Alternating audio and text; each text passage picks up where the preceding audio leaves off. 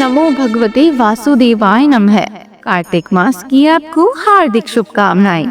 आज इस वीडियो में हम आपको पंचभीखों की कथा सुनाएंगे। एक समय की बात है, किसी गांव में एक साहूकारनी रहते थे। उनके एक बेटा व बहू थी। बहू कार्तिक माह में नित्य प्रातः उठकर नदी में कार्तिक स्नान के लिए जाया करती थी। उसकी एक नियम था, वो कार्तिकेय के राय दामोदर जी भगवान के दर्शन से पहले वह किसी भी पराये पुरुष का मुंह नहीं देखती थी। उसी गांव का एक राजकुमार भी सुबह सवेरे नदी स्नान के लिए जाता था। एक दिन उसे लगा कि कोई है जो मुझसे भी जल्दी उठकर नहा लेता है। कार्तिक माह के 5 दिन बचे थे। एक दिन साहूकार की पुत्रवधू तो स्नान करके वापस जा रही थी और उसी समय राजकुमार स्नान के लिए आया तो जल्दी जल्दी में साहूकार की पुत्रवधू की पाँव की एक मोचड़ी वहीं छूट गई। राजकुमार ने उसकी मोचड़ी उठा ली और सोचने लगा कि जिस स्त्री की यह मोचड़ी इतनी सुंदर है वह स्त्री कितनी सुंदर होगी। उसने पूरे गांव में घोषणा करवा दी कि जिसकी यह मोचड़ी है वह 5 रात मेरे पास आएगी। साहूकार के पुत्रवधू ने कहलवा दिया कि मैं 5 रात ब्रह्म मुहूर्त में आऊंगी, लेकिन किसी को साग भरने बैठा देना। राजकुमार ने एक बोलने वाले तोते को पिंजरे में बंद कर नदी के किनारे पेड़ पर टांग दिया। साहूकार की पुत्रवधू सुबह के समय आई, पहली पैड़ी पर पैर रखा और बोली, हे कार्तिकेय के ठाकुर राय दामोदर जी, 5 पांडु छठी नारायण भीकम राजा, उस पापी को नींद आ जाए। राजा के बेटे को नींद आ गई। पुत्रवधू कार्तिक स्नान कर जाने लगी तो तोते से बोली, सुबह सुबह तेरे गल डालूंगी मोतिया हार। मैं पतिव्रता नार, मेरे सत की लाज रखियो, भरियो मेरी साग। सुआ ने कहा, ठीक है, मैं तेरी साग भरूंगा। वह तो कहकर चली गई। राजकुमार उठा और सुआ से पूछा, सुआ सुआ वह आई थी, कैसी थी? सुआ बोला, आभा किसी बिजली, होली किसी छल, रूप किसी कामिनी, गुलाब का सा रंग। अगले दिन राजकुमार अंगुली चीर कर लेट गया।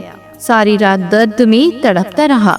साहूकार की पुत्रवधू दूसरे दिन सुबह के समय आई, पहली पैड़ी पर पैर रखा और बोली, हे कार्तिकेय के ठाकुर राय दामोदर जी, 5 पांडु छठे नारायण भीकम राजा, उस पापी को नींद आ जाए। राजकुमार को नींद आ गई। सुबह राजकुमार ने तोते से फिर पूछा, आई थी क्या? तो तोते ने सारी बात बतला दी। हाँ, आई थी। अब राजकुमार ने तीसरी रात को वह आंखों में मिर्ची डालकर बैठ गया। सारी रात दर्द में तड़पता रहा।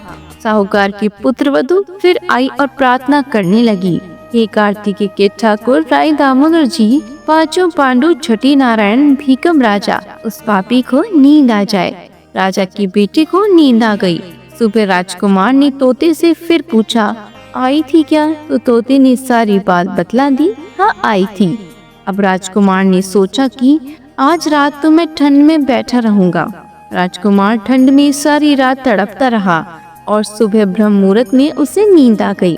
साहूकार के पुत्रवधू चौथे दिन सुबह के समय आई, पहली पैड़ी पर पैर रखा और बोली, हे कार्तिकेय के ठाकुर राय दामोदर जी, 5 पांडु छठे नारायण भीकम राजा, उस पापी को नींद आ जाए। राजकुमार को नींद आ गई।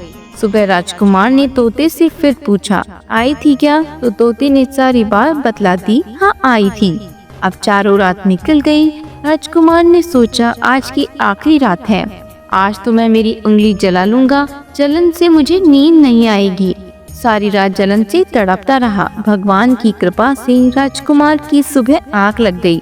साहूकार की पुत्रवधू 5वें दिन सुबह के समय आई और पहली पैड़ी पर पैर रखा और बोली, हे कार्तिकेय के ठाकुर राय दामोदर जी भगवान, आपने मेरी इतने दिन लाज रखी, आज भी रखना, उस पापी को नींद आ जाए। राजकुमार को नींद आ गई। साहूकार की पुत्रवधू ने तोते से कहा, हे सुआ, उस पापी से कह देना मेरी मोचड़ी घर पहुंचा दे। राजकुमार हड़बड़ा कर उठा। राजकुमार ने तोते से फिर पूछा, आई थी क्या? तो तोते ने सारी बात बतला दी। हाँ, आई थी और उसने अपनी मोचड़ी मंगवाई है। राजकुमार की पतिव्रता स्त्री के सत को भंग करने का विचार करने के कारण उसे कौढ़ हो गया। राजा ने राजकुमार का बहुत से वैद्यों से इलाज करवाया, परंतु कोई दवा का असर नहीं हुआ। राजा जी ने आचार्यों को बुलवाया और पूछा। तब आचार्यों ने बतलाया कि राजकुमार को पतिव्रता स्त्री का सतभंग करने का प्रयास किया है, उसी के पाप स्वरूप इसका अंग अंग जल रहा है। तब राजा ने साहूकार की पुत्रवधू को अपनी बेटी बनाया तथा उसके कार्तिक स्नान का पुण्य राजा के लड़के को दिया।